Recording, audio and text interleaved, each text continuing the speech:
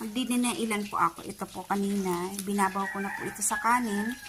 Yan. Pwede ko na po siyang alisin sa dahon.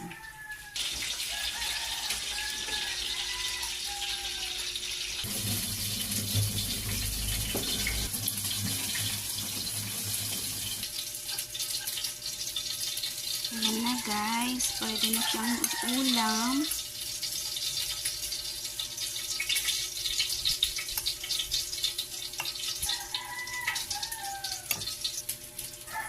Ready to eat.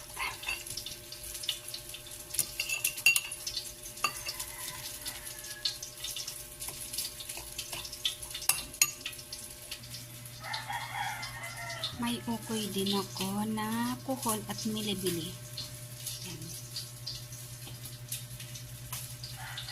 Let's eat na po tayo.